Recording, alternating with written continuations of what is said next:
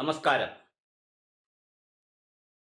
ഇന്നിപ്പോൾ ലോകത്താകെ പരിശോധിച്ചാലും ഭാരതത്തിലെടുത്താലും ഇനി കേരളം എടുത്താലും കേരളത്തിലാണ് അതിൽ ഏറ്റവും കൂടുതൽ ജീവിതശൈലി രോഗങ്ങൾ, ഷുഗറിൻ്റെ അല്ലെങ്കിൽ ഡയബറ്റിക് ആയിട്ടുള്ള കാര്യങ്ങൾ, ബ്ലഡ് പ്രഷറിൻ്റെ കാര്യങ്ങൾ, കൊളസ്ട്രോളിൻ്റെ കാര്യങ്ങൾ,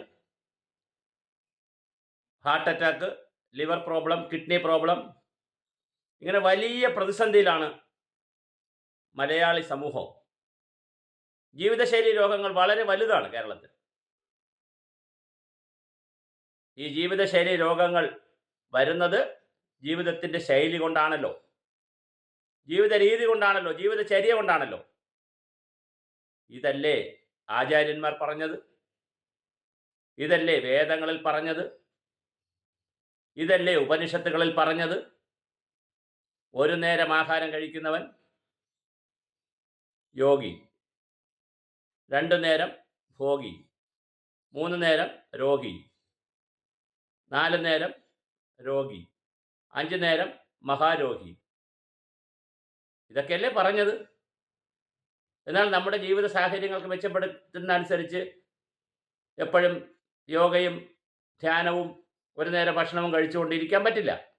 നമുക്ക് ആവശ്യമായ ഊർജം വേണം. അപ്പോൾ അതുകൊണ്ട് നമ്മൾ ഒരു നേരം എന്നുള്ളത് അതിൻ്റെ എണ്ണമൊക്കെ കൂട്ടി. തീർച്ചയായിട്ടും അതൊക്കെ ആധുനിക ശാസ്ത്രം വളരുന്നതനുസരിച്ച് നമുക്ക് മാറ്റാം. പക്ഷെ എന്താ മുൻകാലങ്ങളിലുള്ളവർ പറഞ്ഞത്? മിതമായ ആഹാരം കഴിക്കുക, വെജിറ്റേറിയന് കൂടുതൽ സാധ്യത കൊടുക്കുക. ഇന്നിപ്പോൾ എന്താണ് ബി.പിക്കും ഷുഗറിനും ഒക്കെ ഡോക്ടർമാർ പറയുന്നത്? പച്ചക്കറി ഉൾപ്പെടുത്തൂ, സലാഡ് കഴിക്കൂ, അരി കുറയ്ക്കൂ, ഗോതമ്പ് കുറയ്ക്കൂ, സലാഡ് കഴിക്കൂ. ആരും പറയുന്നില്ല മീറ്റ് കഴിക്കൂ എന്ന്. ആട്ടിറച്ചി കുറച്ച് കൂടുതൽ കഴിക്കൂ, അല്ലെങ്കിൽ കോഴി ഇറച്ചി കഴിക്കൂ, അല്ലെങ്കിൽ ബീഫ് കഴിക്കൂ സലാഡിന് പകരം എന്ന് ആരും പറയുന്നില്ല. വെജിറ്റബിൾ സലാഡാണ് പറയുന്നത്. എന്ന് പറഞ്ഞാൽ ഞാൻ വെജിറ്റേറിയൻ ആണെന്നുള്ള അർത്ഥത്തിലല്ല പറഞ്ഞത്, നോൺ വെജിൻ്റെ കാര്യം എതിർത്തുകൊണ്ടല്ല പറഞ്ഞത്. ഞാനൊരു യാഥാർത്ഥ്യം പറഞ്ഞതാണ്. ഡോക്ടർമാർ ശുപാർശ ചെയ്തൊരു യാഥാർത്ഥ്യം പറഞ്ഞതാണ്, അല്ലാതെ നോൺ വെജ് വിരുദ്ധനൊന്നുമല്ല. എന്നാലും പഴയ കാലത്ത് പറഞ്ഞിരുന്ന എന്താണ്? ആയുർവേദത്തിലൊക്കെ പറയുന്ന എന്താണ്? മനുഷ്യൻ്റെ ശരീരത്തെക്കുറിച്ച് വളരെ ഗൗരവമായി ചിന്തിക്കുകയും, അർജുനനോട് കൃഷ്ണൻ പറയുന്നത് തന്നെ, ഹേ അർജുന, നീ ഏറ്റവും കൂടുതൽ സൂക്ഷിക്കേണ്ടത് നിന്റെ ശരീരത്തെയാണ്. ശരീരം ക്ഷേത്രം പോലെ സൂക്ഷിക്കണം. ശരീരമാണ് ക്ഷേത്രം, നിന്റെ മനസ്സാണ് ദേവൻ, ദേവി, ദേവത. അവിടെയാണ് പ്രതിഷ്ഠ നടക്കുന്നത്. ഇത്ര മനോഹരമായ സങ്കല്പമാണ് ഭാരതത്തിലെ സങ്കല്പം. ഇതാരാണ് അട്ടിമറിച്ചത്? ഏത് ബ്രാഹ്മണനാണ്, ഏത് ശൂദ്രനാണ്, ഏത് വൈശ്യനാണ്, ഏത് രാഷ്ട്രീയക്കാരനാണ്, ഏത് ക്ഷത്രിയനാണ് ഇത് അട്ടിമറിച്ചത്? നാം ചർച്ച ചെയ്യണം. മനോഹരമായ രീതിയിലുള്ള ഭക്ഷണ രീതി പറഞ്ഞു. ഇത് ഭക്ഷണം മാത്രമല്ല, വ്യായാമത്തിന് വേണ്ടി യോഗ പഠിപ്പിച്ചു തന്നു, ധ്യാനം പഠിപ്പിച്ചു തന്നു, വിവിധ ആസനങ്ങൾ പഠിപ്പിച്ചു തന്നു, അഹിംസ പഠിപ്പിച്ചു തന്നു. എത്ര എത്ര കാര്യങ്ങൾ മനുഷ്യൻ്റെ ജീവിതത്തെ മെച്ചപ്പെടുത്താൻ പറഞ്ഞു തന്നു. ആത്മജ്ഞാനത്തെക്കുറിച്ച് പറഞ്ഞു തന്നു, മനസ്സിൻ്റെ വിവിധ തലങ്ങളെക്കുറിച്ച് പറഞ്ഞു തന്നു, വിവിധ ഗുണങ്ങളെക്കുറിച്ച് പറഞ്ഞു തന്നു. രജോ ഗുണവും തമോ ഗുണവും സാത്വിക ഗുണവും, അങ്ങനെ വിവിധ ഗുണങ്ങളെക്കുറിച്ച് പറഞ്ഞു തന്നു. ഇന്നിപ്പോൾ ജീവിതശൈലി രോഗങ്ങൾക്ക് ഡോക്ടറെ അടുത്ത് ചെല്ലുമ്പോൾ ഡോക്ടർ പറയുന്നത് എന്താണ്? വ്യായാമം ചെയ്യണം. ഇതല്ലേ നേരത്തെ ആചാര്യന്മാർ പറഞ്ഞിരുന്നത്? യോഗയിലൊക്കെ അവർ ചെയ്തിരുന്നതും അതല്ലേ?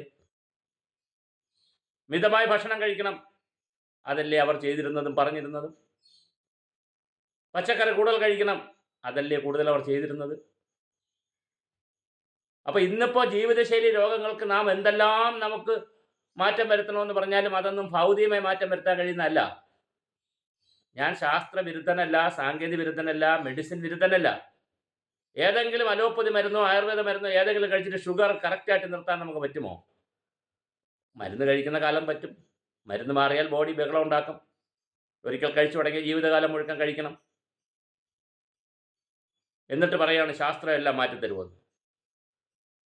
കൊളസ്ട്രോൾ മാറ്റിത്തരുന്നുണ്ടോ? ഒരേ മരുന്ന് തന്നെ പലർക്കും കൊടുക്കുമ്പോൾ പല രൂപത്തിലാണ് പ്രതികരിക്കുന്നത്. ശാസ്ത്രത്തിൻ്റെ രീതിയാണെങ്കിൽ ഒരാളിൻ്റെ ബോഡി മനസ്സിലാക്കി കഴിഞ്ഞാൽ അതിൻ്റെ ഡോസേജ് അനുസരിച്ച് മരുന്ന് കൊടുത്തു കഴിഞ്ഞാൽ കറക്റ്റായിട്ട് മാറണ്ടേ? പക്ഷെ പലർക്കും പല രൂപത്തിലാണ് പോകുന്നത്. താൽക്കാലികമായി രോഗങ്ങളെ പിടിച്ചു നിർത്തുന്നു എന്നതിനപ്പുറം ആത്യന്തികമായി ശരീരത്തിലെ രോഗങ്ങൾ ശമിപ്പിക്കുന്നതിന് ഈ ശാസ്ത്ര സാങ്കേതിക വിദ്യയിലെ മരുന്നുകൾക്ക് കഴിയുന്നുണ്ടോ? പകരമാണ് പറയുന്നത്, നിങ്ങൾ ജീവിതശൈലി രോഗങ്ങൾക്ക് പകരമാണ് പറയുന്നത് നടക്കണം, ഓടണം, വ്യായാമം ചെയ്യണം, 3/4 മണിക്കൂർ നടക്കണം, അരമണിക്കൂർ നടക്കണം. ഇതൊക്കെയല്ലേ പണ്ടും പറഞ്ഞിരുന്നത്? അപ്പോൾ ജീവിതശൈലി രോഗങ്ങൾക്ക് വേണ്ടി ഇപ്പോൾ ഭൗതികമായ ഈ നേട്ടങ്ങൾക്കപ്പുറം, ശാസ്ത്ര സാങ്കേതിക വിദ്യകൾ തരുന്ന വിവരങ്ങൾക്കപ്പുറം, മനുഷ്യൻ്റെ ശരീരത്തിനോടൊപ്പം തന്നെ മനസ്സിനെ കൂടെ നിയന്ത്രിച്ചുകൊണ്ട് മനോനിയന്ത്രണം വരുത്തി, ആഹാരത്തിൽ നിയന്ത്രണം വരുത്തി, വ്യായാമം ചെയ്ത് മുന്നോട്ട് പോകണം എന്ന് പറയുന്നതല്ലേ ശരിക്കും ഇന്ത്യൻ സനാതന ധർമ്മത്തിലും ആചാരത്തിലും ഒക്കെ പറഞ്ഞത്?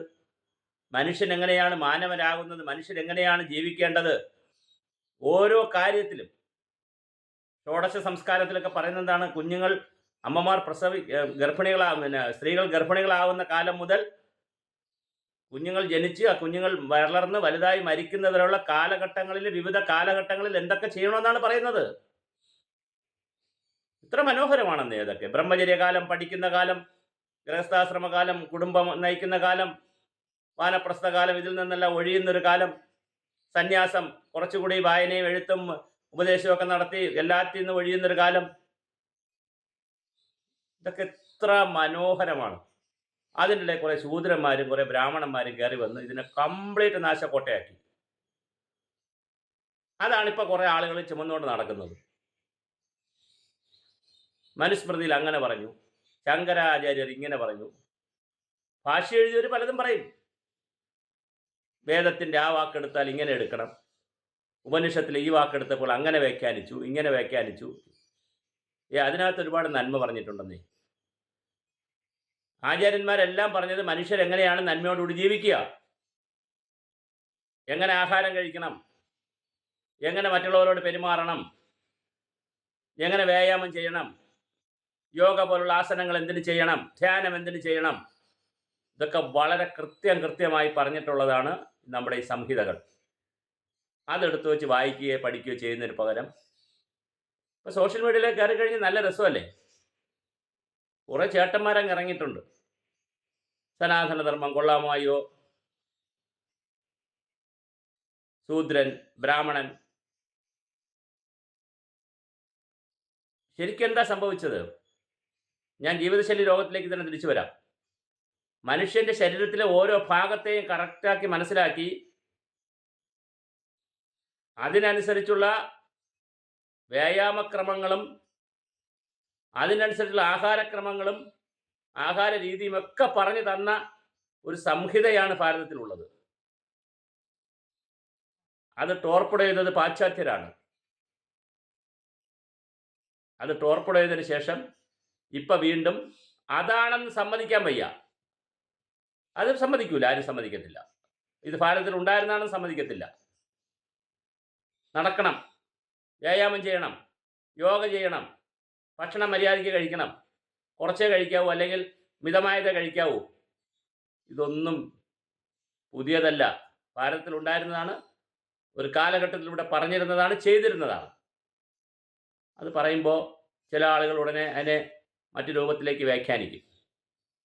ദയവായി അതല്ല, സത്യം അതല്ല. ഭാരതത്തിൽ, കേരളത്തിൽ ഇന്ന് കാണുന്ന ജീവിതശൈലി രോഗങ്ങൾക്കെല്ലാം പരിഹാരം വളരെ കൃത്യമായി പണ്ട് കാലങ്ങളിൽ പറഞ്ഞിരുന്നു, മുൻപ് പറഞ്ഞിരുന്നു. അത് പാലിച്ചില്ല എന്നുള്ളതാണ് വളരെ പ്രധാനം. അത് പാലിക്കാൻ ആരെയും പഠിപ്പിച്ചില്ല എന്നുള്ളതാണ് അതിനേക്കാൾ പ്രധാനം. ഇതൊന്നും ആരെയും പഠിപ്പിക്കുന്നുമില്ല, പാലിക്കുന്നുമില്ല. അപ്പോഴുണ്ടാകുന്ന ദുരന്തങ്ങളാണ് നാം കണ്ടുവരുന്നത്. എന്തായാലും ജീവിതശൈലി രോഗങ്ങൾ നിയന്ത്രിക്കുന്നതിൽ ആത്മജ്ഞാനത്തിനും ആത്മീയതയ്ക്കും വലിയ പങ്കാണുള്ളത്.